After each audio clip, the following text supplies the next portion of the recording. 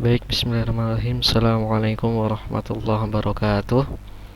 Di sini saya Muhammad Abdul Ghani, perwakilan dari kelompok saya dengan NIM 123180020 dan rekan saya TM Ammar dengan NIM 123180031 dan satu lagi dengan Muhammad Akbari Faldo dengan NIM 123180096.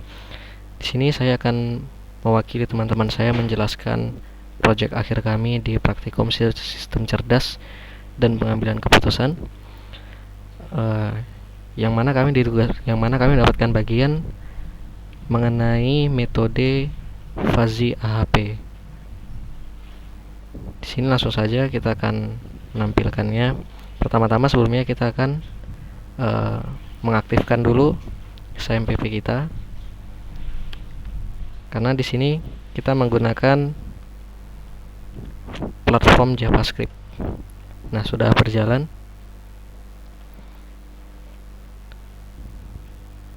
Lalu kita akan membukanya. Nah, program yang kalian buat di sini adalah mengenai penerima bantuan bagi orang yang kurang mampu.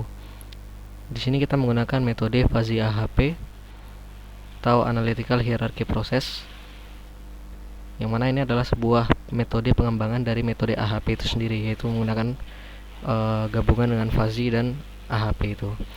Nah, di sini kita menggunakan program Fuzzy AHP untuk memutuskan siapa yang paling layak mendapatkan bantuan berdasarkan urutan. Namun ada beberapa kekurangan dalam program ini sendiri, langsung saya terangkan saja. Karena sebelumnya kami mencari literatur mengenai Fuzzy AHP itu sendiri dan itu masih sangat minim. Bahkan kami temukan di modul pun tidak menjelaskan dengan cukup detail, sehingga kami cukup kesulitan dalam pembuatan program ini sendiri. Kemudian saya mencari-cari di internet, itu juga sangat sedikit sekali penjelasan yang jelas mengenai Fuzzy AHP ini. Jadi ya, mungkin ada sedikit kekurangan yang nanti muncul dari kekurangpahaman kami mengenai metode tersebut. Maka dari itu, kami hanya bisa membuat perhitungan dengan 3 sampel dan juga 3 kriteria. Di sini kriteria yang pertama adalah usia. Lalu ada pendapatan, yaitu pendapatan per bulan, sudah kita beri keterangan di sebelah kiri, dan juga tanggungan keluarganya. Kita akan coba. Ya, alhamdulillah program ini cukup akurat dalam mengeluarkan keputusan. Bahkan jika misalkan kita berikan dia usia yang sama, misalkan 40 tahun, lalu pendapatannya misalkan kita buat sama 0,5, lalu tanggungannya misalkan 5 orang. Lalu data kedua kita buat umurnya sama, pendapatannya juga sama, namun tanggungannya lebih sedikit, misal 3 orang. Data ketiga kita anggap saja umurnya 35 tahun, lalu pendapatannya kita buat lebih tinggi, supaya kita ingin membuktikan akurasi dari data ke-1 dan data kedua ini. Lalu tanggungannya misalkan 2 orang. Maka kita akan mendapatkan yang paling layak, kandidat terbaik adalah yang data pertama, karena dia memiliki tanggungan yang lebih besar dari keluarganya. Sedangkan data kedua hanya menanggung 3 orang dengan penghasilan yang sama dan umur yang sama. Nah, di sini saya hanya membuktikan akurasinya saja, karena jika kita buktikan dengan angka-angka yang lebih mudah, tentunya hasilnya akan jauh lebih akurat. Nah, masih yang pertama ya, karena dia memiliki pendapatan yang paling kecil di sini.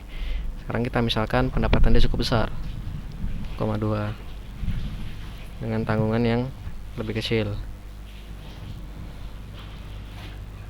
Nah, maka orang di nomor 2 akan lebih layak untuk mendapatkan bantuan karena pendapatannya yang lebih kecil dan umur yang sudah lebih tua, serta tanggungan yang lebih banyak. Nah, program ini hanya sebatas pengambilan keputusan seperti ini saja. Dan ini NIM-NIM kami jika nanti misalkan dibutuhkan untuk pencatatan nilai. Dan kemudian apalagi yang diminta? Demo project sudah, parameternya Ya, parameter yang kita gunakan yang tadi itu ya, ada usia. Nah, kita kembalikan dulu. Nah, ada usia, pendapatan, dan juga tanggungan.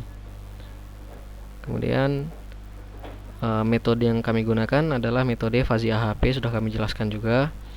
Lalu ada keunggulan project. Keunggulan project yang kami buat ini, project ini mampu mengambil keputusan dengan cukup akurat ya, bahkan jika dengan perbedaan yang sangat kecil sudah bisa diketahui yang mana yang lebih pantas. Seperti yang tadi sudah saya demokan, ketika memiliki data-data yang hampir mirip namun berbeda di salah satu kriterianya, walaupun perbedaan itu sangat kecil, dia tetap akan memunculkan kualitas yang terbaik gitu, orang yang paling layak gitu, memberikan hasil keputusan yang terbaik. Dan saya akan menjelaskan sedikit tentang program. Di sini kita menggunakan platform JavaScript, ya JavaScript dan HTML, CSS, Bootstrap dan JavaScript. Di sini kita akan langsung tunjukkan dulu dari indeks HTML-nya. Jadi di sini ini adalah tampilan awal yang kita lihat tadi ketika kita pertama kali membuka program. Lalu dari program ini hanya tampilan umum saja. Tampilan ini akan melemparkan data yang sudah kita isi tadi, karena dia mengimport form yang ada di sini. Ini adalah form yang ada di tampilan tadi, di tampilan sini. Dan form tadi akan melemparkan data yang sudah kita isi ke dalam script JavaScript, script.js. Di sini data-data tadi akan disimpan ke dalam masing-masing variabel. Nah, untuk data pertama, orang pertama ada usia, pendapatan, tanggungan, akan disimpan ke variabel ini, orang kedua di variabel ini, dan orang ketiga variabel ini. Lalu konstanta base ini adalah relasi antar kriteria yang digunakan dalam metode Fuzzy AHP itu sendiri. Lalu akan kita normalisasi dengan cara ini. Ya, berapa sintaksnya mungkin terlalu panjang jika dijelaskan. Lalu kita akan membuat perbandingan. Ini dari metode yang kami baca penjelasan-penjelasan di internet. Cara membuatnya adalah dengan membandingkan data pertama dibagi dengan datanya sendiri, lalu dibagi dengan data orang kedua, dan dibagi dengan data orang ketiga, lalu dinormalisasi. Dan begitu juga untuk setiap kriterianya. Nah, lalu kriteria tadi setelah kita normalisasi, kita akan buat perhitungan di sini. Base kriteria tadi dan juga kriteria, konstanta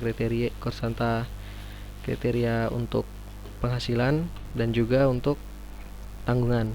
Kemudian hasil akhir tadi akan kita hitung dengan cara ini. Kriteria 0, terus kriteria umur yang pertama di matriks yang indeks 00, lalu dikalikan dengan base kriteria yang 0, dan seterusnya. Rumusnya sudah bisa dilihat di sini langsung. Kemudian dia akan menunjukkan hasil akhirnya. Nah, hasil akhir ini akan muncul ketika kita mengklik button di sini, button hitung akhir, dan dia akan memunculkan datanya nanti di bawah seperti yang sudah kita demokan tadi. Nah, seperti inilah kurang lebih programnya, dan prosesnya seperti yang saya jelaskan tadi. Ini tidak ada ya, ini hanya kemarin saya bermaksud untuk membuat satu halaman baru, tapi sepertinya tidak jadi. Ya, kurang lebih seperti itu program dari kami. Lebih dan kurang kami mohon maaf karena sedikitnya literatur yang kami dapatkan di internet. Ini membuat kami cukup kesulitan dalam membuat program ini, dan mungkin harapannya ke depannya modul ini bisa dilengkapi lagi dengan penjelasan yang lebih detail mengenai metode Fuzzy AHP ini sendiri. Dan mungkin saya terus terang juga seperti yang sudah kita beritahukan tadi mengenai kekurangan program ini sendiri, dengan minimnya jumlah data yang bisa kita ambil, sampel yang bisa kita ambil, dan juga minimnya kriteria yang bisa kita gunakan. Dan seharusnya jika kita melihat tujuan dari Fuzzy AHP itu sendiri adalah menggunakannya untuk data yang banyak. Namun jika kita ingin membuat data yang banyak, maka kita juga harus membuat program yang terlalu panjang, dan ini kami belum bisa menemukan bagaimana mengatasi satu problem tersebut. Mungkin demikian dapat kami sampaikan. Nabil Kawan, maaf. Assalamualaikum warahmatullahi wabarakatuh.